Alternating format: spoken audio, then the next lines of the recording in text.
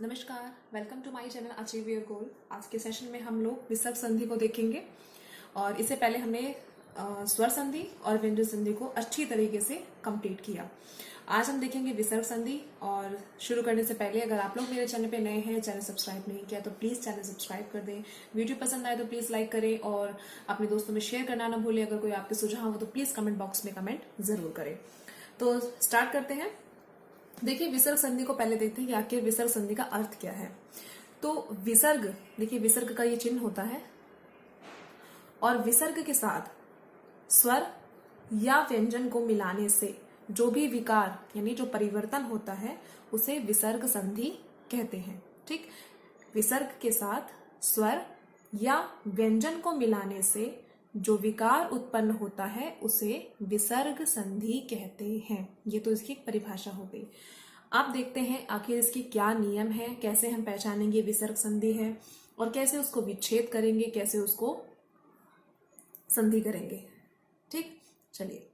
तो पहला नियम की अगर हम बात करें तो विसर्ग संधि का पहला नियम है कि अगर विसर्ग के साथ या तो च आए या छ, विसर्ग के साथ या च या छ आ जाए तो विसर्ग की जगह हम श लगा देते हैं। विसर्ग की जगह विसर्ग के स्थान पर श का प्रयोग करेंगे। ठीक, एग्जाम्पल से समझ लेते हैं। जैसे लिखा निह, ये विसर्ग का निह धन छल, निह धन छल। तो अब विसर्ग के बाद हमने देखा कि छ आ रहा है और हमारा कंडीशन था कि या तो च आ जाए या छ आ जाए, तो विसर्ग को हटा देंगे और उसकी जगह पे श लगा देंगे। ठीक, तो ये हो जाएगा निश्छल। क्या हो जाएगा? निश्छल। अगेन, अगर लिखा है निह धन चल, विसर्ग के बाद च है तो विसर्ग हट जाएगा और इसकी जगह पे श आ जाएगा, तो हो जाएगा निश्चल। ठीक, देखिए कह धन चित, विसर्ग के बाद च है तो विसर्ग हट जाएगा और श लग जाएगा, तो हो जाएगा कश्चित। एक और देख लेते हैं। जैसे लिखा है निह धन चय, तो विसर्ग के बाद च है, विसर्ग हट जाएगा और श लग जाएगा, तो ये हो जाएगा निश्चय। ठीक, तो विसर्ग संधि का पहला नियम हमने देख लिया कि अगर विसर्ग के बाद च है या छ है तो विसर्ग हटा देंगे और उसकी जगह पे श का प्रयोग करेंगे। ठीक है, अब देखते हैं विसर्ग संधि का दूसरा नियम। तो विसर्ग संधि का दूसरा नियम कहता है अगर विसर्ग के बाद ट है या ठ है, अगर विसर्ग के बाद या तो ट है या ठ है तो विसर्ग खट्टी श षटकोण में परिवर्तित हो जाएगा। ठीक है, पहले पढ़ा था कि हमने विसर्ग के बाद च या छ हो तो श बन जाएगा। अब है कि विसर्ग के बाद अगर ट या ठ है तो खट्टी श बन जाएगा। उदाहरण से समझते हैं। जैसे लिखा है दुह धन ट, तो विसर्ग के बाद ट आ रहा है तो खट्टी श, यानी ये बन जाएगा दुष्ट। ठीक, धनु धनु धन टंकार, यहां पर विसर्ग के बाद ट आ रहा है तो ये हो जाएगा धनुष टंकार। ठीक है, देखिए निह धन चेष्ट, और यहां विसर्ग के बाद च है तो ये बदल जाएगा खट्टी श षटकोण में, तो हो जाएगा निश चेष्ट। ठीक है, च के बाद हो तो श विसर्ग बन जाएगा, ट हो विसर्ग के बाद तो श षटकोण बन जाएगा। ठीक, तो विसर्ग संधि का तीसरा नियम है कि अगर विसर्ग के बाद या तो त हो या थ हो तो विसर्ग छोटा सा सपेरा, सा में चेंज हो जाएगा। ठीक है, विसर्ग के बाद या ता हो या था हो तो विसर्ग सा सपेरा छोटा सा में चेंज हो जाएगा।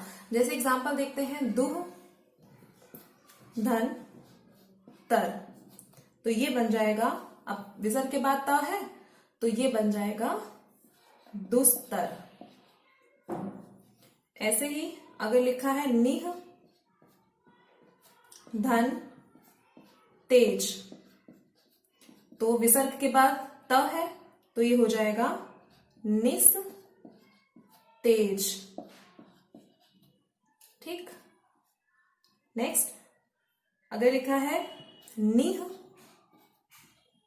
धन तार, तो विसर्ग के बाद त है, तो विसर्ग के बाद अगर त है तो चेंज हो जाएगा छोटा सा में, स सपेरा, तो हो जाएगा ये निस तार। ठीक है, आई होप आपको ये वाला भी रूल अच्छे से समझ में आ गया होगा। तो विसर्ग संधि का चौथा नियम है कि अगर विसर्ग के बाद श, खट्टी श, छोटा सा, तीनों स, ठीक है, तीन में से कोई भी श हो तो या तो विसर्ग सेम रहेगा या तो विसर्ग ही रहेगा, और या हम आगे का अक्षर लिख देंगे। हम क्या कर देंगे, आगे का अक्षर लिखेंगे। ठीक, या तो सेम या आगे का अक्षर, जो भी ऑप्शन में हो आपका ठीक हो जाएगा। देखते हैं, जैसे है सॉरी, जैसे है दुह धन, सॉरी हाँ, दुह धन शासन, तो यहां विसर्ग के बाद कोई भी श हो, कोई भी श, चाहे श षटकोण हो, चाहे छोटा सा हो, चाहे खट्टी सा हो, या तो वो सेम रहेगा या तो हम इसको ऐसे ही लिख सकते हैं दुह शासन, और नहीं तो हम आगे वाला जो अक्षर है उसे रिपीट कर देंगे, यानी लिख देंगे दुष्शासन।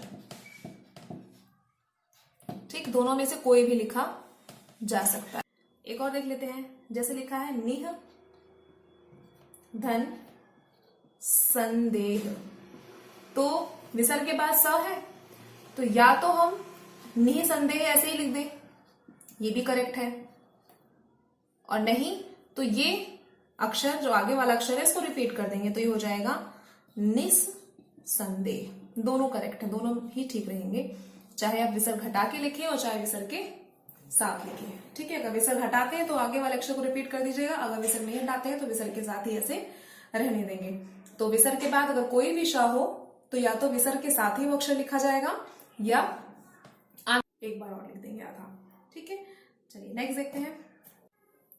तो विसर्ग संधि का पांचवा नियम है, पांचवा रूल ये है कि अगर विसर्ग के बाद क, ख, प या फ, इन चारों में से कोई भी अक्षर आ जाए, तो क, ख, प, फ, तो विसर्ग एज इट इज रहेगा, उसमें कोई चेंज नहीं होगा।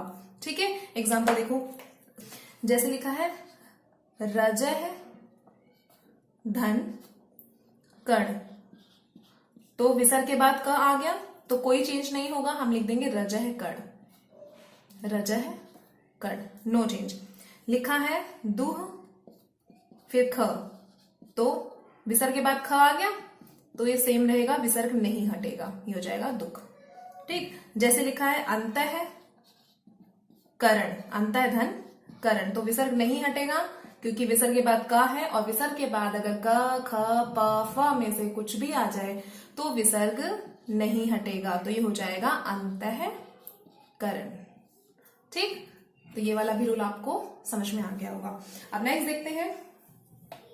तो विसर्ग संधि के छठे नियम में है कि अगर ई या उ, छोटी ई छोटा उ, ई या उ के बाद विसर्ग हो और फिर विसर्ग के बाद वही क, ख, प या फ, इनमें से कुछ भी हो, इनमें से कोई भी अक्षर हो, तो वो खट्टी श बन जाएगा।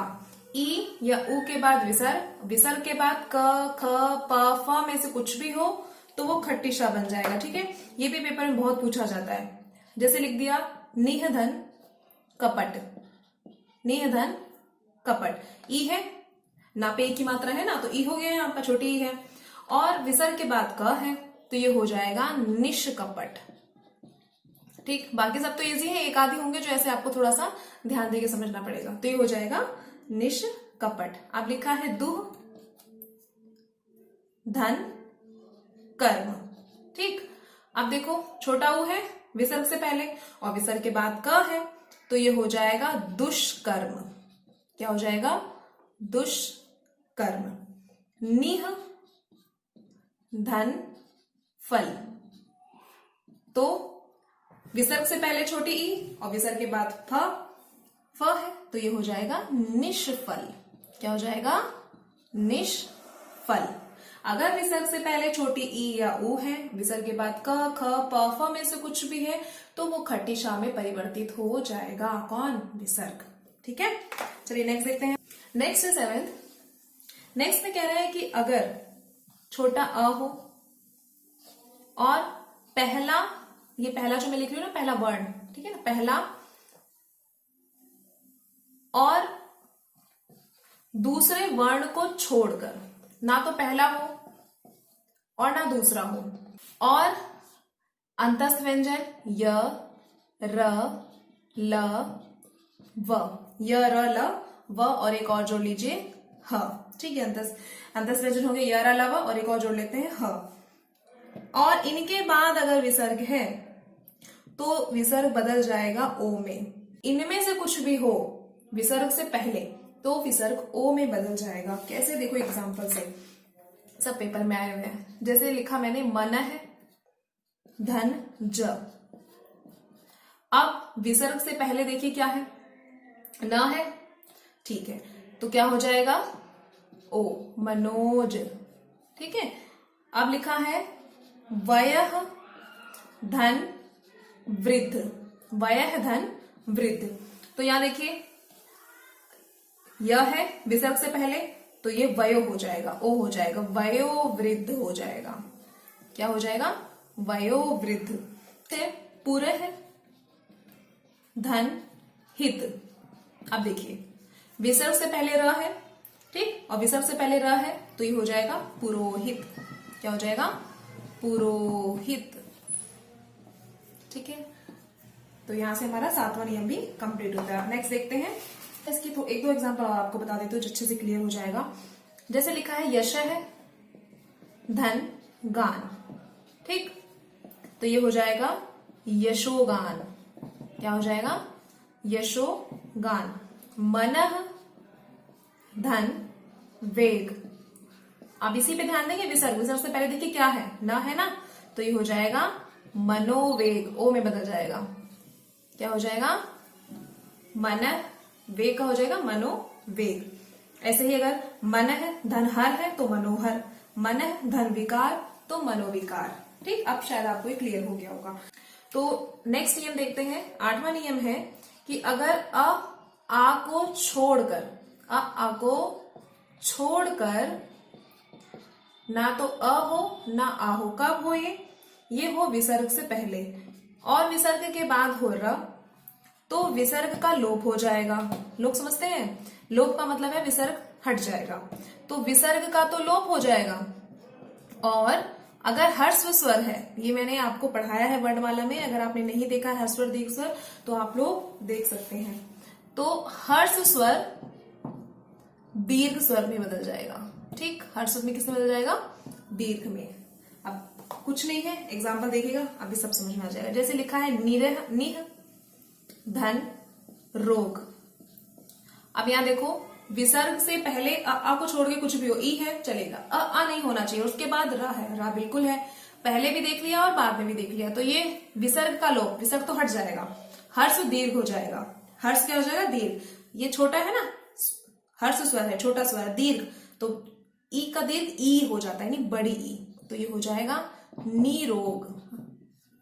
अभी देखो लिखा है निह धन रव। विसर्ग के बाद र है और विसर्ग से पहले ना तो अ है ना आ है। ठीक, विसर्ग खत्म हो जाएगा, खत्म कर देंगे। और जो छोटा है, अगर स्वर छोटा है तो बड़ा यानी ई कर देंगे, तो ये हो जाएगा नीरव। ऐसे ही देखिए निह धन रज। विसर्ग के बाद र, विसर्ग से पहले ना तो अ है ना तो आ है, तो विसर्ग का लोप और छोटा हो जाएगा बड़ा, तो नीरज। ठीक, अब आज का विसर्ग संधि का लास्ट नियम है ये, और उसको ध्यान से समझिएगा। इसमें भी वही है कि अ थोड़ा सा अलग है कि आ को छोड़कर, आ को छोड़कर विसर्ग से पहले ना तो अ हो ना आ हो, और उसके बाद तीसरा वर्ण आ जाए, चौथा वर्ण आ जाए, पांचवा वर्ण आ जाए, वही य, र, ल, व और ह आ जाए, तो क्या करना है, उसको हमें र कर देना है। विसर्ग को क्या कर देना है, र। ठीक है, अभी इससे पहले हमने पढ़ा था कि विसर्ग से पहले आ को छोड़कर हो और विसर्ग के बाद र हो तो विसर्ग का लो और हर्ष बन गया दीर्घ। अब हम पढ़ रहे हैं कि अगर विसर्ग से पहले अ और आ को छोड़कर कोई भी स्वर हो और विसर्ग के बाद या तो तीसरा वर्ण हो या चौथा वर्ण हो या पांचवा वर्ण हो या य, र, ल, व हो या ह हो, तो र बन जाएगा। कौन, विसर्ग र बन जाएगा। ठीक है, अगर तीसरा चौथा पांचवा वर्ण समझ रहे हैं ना, एक बार और बता देती हूँ, वैसे मैंने पिछली क्लास में भी कई बार बताया आपको। देखिए चौथा पांचवा वर्ण क्या होता है, जैसे हमने क वर्ग को लिया तो क वर्ग में क, ख, ग, घ, य, ये पहला वर्ण है, ये दूसरा है, ये तीसरा है, ये चौथा है, ये पांचवा है। तीसरा वर्ण, चौथा वर्ण, पांचवा, इनको हम ले रहे हैं अभी। ठीक, समझ रहे होंगे।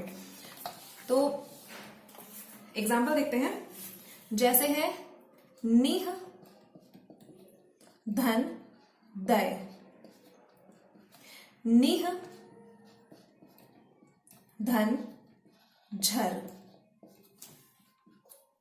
निह, धन, गुण, और दुह, धन, गुण, दुह, धन, भाग्य, निह, धन, आधार। ठीक, अब देखिए हमने कहा कि विसर्ग से पहले आ ना हो, तो कहीं पर भी हमें आ का नहीं दिख रहा है, यहाँ पर छोटी है, छोटी है, छोटी है, यहाँ पर छोटी है, यहाँ पर तो आ नहीं आ रहा।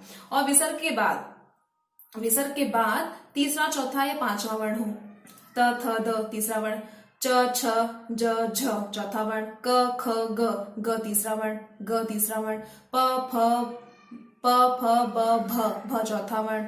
समझ गए? और अंतस्थ व्यंजन य, र, ल, व और यह, इनमें से अगर कोई है तो जो विसर्ग है उसका र हो जाएगा, यानी कि यहाँ पर जो है पहले तो विसर्ग हट जाएगा और विसर्ग का र चेंज हो जाएगा, तो आधर, निर्दय। ठीक, यहां पर हटेगा तो निर्झर, ऐसे यहां से हटेगा तो निर्गुण। ठीक, यहां से हटेगा दुर्गुण, ऐसे यहां दुर्भाग्य, यहां पे हो जाएगा निराधार, रा में चेंज हो जाएगा। ठीक है, तो आपको नौवां नियम और आखिरी नियम भी अच्छे से उम्मीद करती हूँ समझ में आ गया होगा। फिर भी कोई दिक्कत हो आप लोग कमेंट बॉक्स में पूछ सकते हैं। तो हमारा आज ये विसर्ग संधि कंप्लीट होता है, विसर्ग संधि पूरा कंप्लीट हो गया, इवन आपकी संधि पूरी कंप्लीट हो गई। हमने स्वर संधि भी कर लिया, व्यंजन संधि भी कर लिया और विसर्ग संधि भी कंप्लीट कर लिया। अगर आपकी कोई क्वेरी है, कुछ पूछना है या आपके कोई सुझाव है तो प्लीज आप लोग कमेंट बॉक्स में जरूर लिख दिया करें। और तो सेशन खत्म करते हैं, और अगर आपने लोगों ने चैनल तक सब्सक्राइब नहीं किया तो प्लीज चैनल सब्सक्राइब कर लें। वीडियो पसंद आए तो प्लीज लाइक करें और अपने दोस्तों में शेयर जरूर करें, और नीचे बेल आइकन उसे प्रेस करें ताकि ऐसी और यूजफुल वीडियो अपलोड हो तो आपको नोटिफिकेशन पहले मिल सके। तो सेशन खत्म करते हैं, इतना सुनने के लिए थैंक यू सो मच।